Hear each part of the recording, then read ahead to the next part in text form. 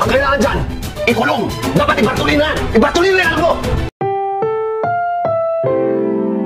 Ang programang ito ay rated SPG. Striktong patnubay at gabay ng magulang ang kailangan. Maaaring may masiselang tema, lengguwahe, karahasan, sexual, horror o droga na hindi angkop sa mga bata.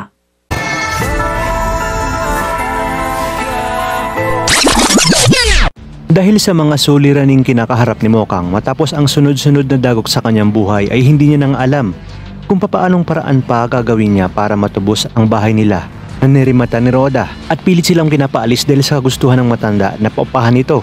Dagdagan pa ng kasalukuyang kondisyon ng kanyang tatay Marsing lalo pat nasa kritikal kalagayan nito. Kaya naman dito labis niyang sinisisi ang kanyang sarili dahil kung hindi umano siya nag-ambisyon ng magandang libo ay di sana'y nangyari ang lahat ng ito. Sa kabilang banda, gustuhin man ni Father na manatili si Tanggol sa simbahan upang magpagaling, ay sinabi ni Tanggol na hindi umano pwede dahil may kinakailangan siyang gawin na isang mahalagang bagay tungkol nga sa kanyang nakuha ng mga droga. Kung kaya't dito sinabi ni Father na sana'y gabayan si Tanggol ng Poong Nazareno sa lahat ng kanyang magiging desisyon dahil hindi basta-basta ang kanyang susuunging laban sa buhay, lalo pat pinagruwada umanong pinaghahanap na siya ng sindikatong nagmamay-ari ng droga.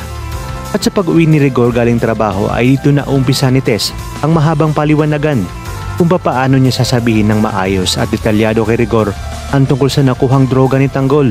Ngunit di pa man nag-uumpisa si Tess ay sasagot agad si Rigor na yan na nga daw umano ang kanyang sinasabi dahil sa una ay pagnanakaw lang ang alam ni Tanggol hanggang sa nagkaroon na ito ng baril at ngayon umano ay droga na.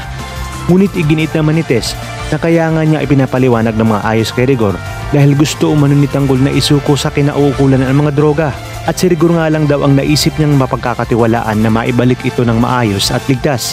Dagdag pa ni Tess na baka umano ito na rin ang maging daan upang makabalik siya sa serbisyo. Maya-maya pa ibabalik na ang nangihina at bubog saradong si Tanggol sa pwesto at malayo pa lang ay makikita na siya ni na Tinding at Noy. Kung kaya't dito mag-aalala si Tinding na baka mga sindikato na ang may gawa nito kay Tanggol, ngunit ipapaliwanag ni Tanggol na ang mga naka-enkwentro niyang taga-Tondo ang may gawa sa kanya nun. At buti na lang umano ay tinulungan siya ni na Father at ng mga sakristan sa simbahan. At dahil sa nalamang ito ni Rigor tungkol sa droga, ano kaya ang kanyang magiging susunod na hakbang upang maibalik sa kinakaukulan ang mga ito, gayong suspindido naman siya sa trabaho. Kaya naman mga kapamilya, kapit lang dahil marami pa tayong dapat abangan. Ito lang sa bagong tinututukan ng sambayanan, ang FPJ's Batang Quiapo.